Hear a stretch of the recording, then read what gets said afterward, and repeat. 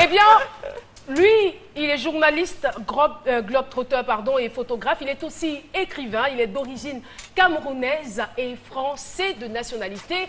Mesdames et messieurs, je vais vous demander d'applaudir très fort notre invité surprise du jour, Samuel Njakwa, que je vous demande de recevoir.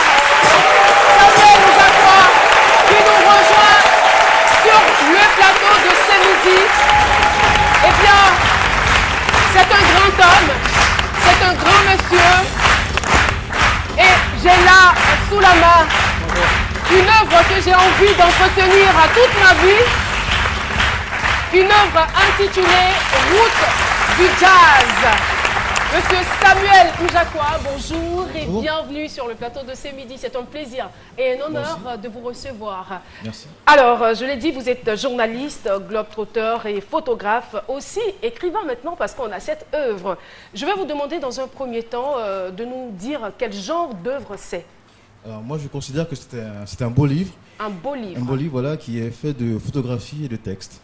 De photographie, effectivement, parce qu'à l'intérieur, on a vraiment beaucoup de photos et je constate aussi qu'on a des sommités, voilà, dans le livre, Maceo Parker, on a Paco Seri, George Clinton, vraiment tout cela. Alors, d'abord, vous êtes photographe, donc les photos parlent déjà d'elles-mêmes, mais à l'intérieur aussi, on a des textes. Oui. Quel est l'objectif visé par ce livre?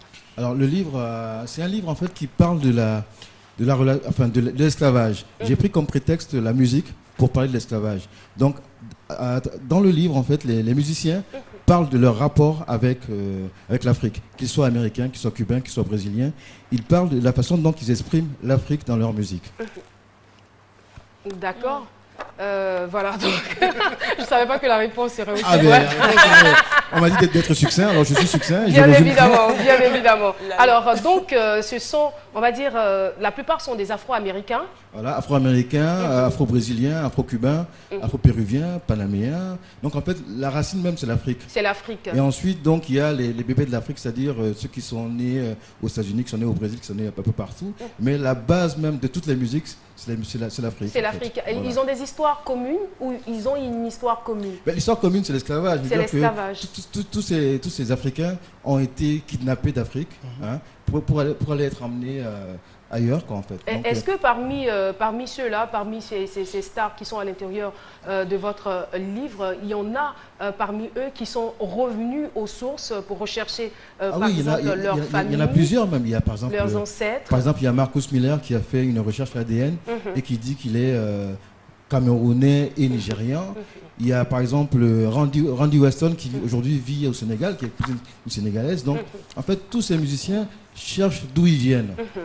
C'est un peu leur leitmotiv en fait. D'accord, donc vous êtes à Abidjan non seulement pour nous présenter ce livre, franchement, je le tiens avec soin parce qu'il est beau, il est intéressant et on sent que c'est quelque chose de précieux. Alors, vous êtes là aussi pour une exposition, une exposition qui commence dès aujourd'hui et qui va se poursuivre jusqu'au 31 juillet.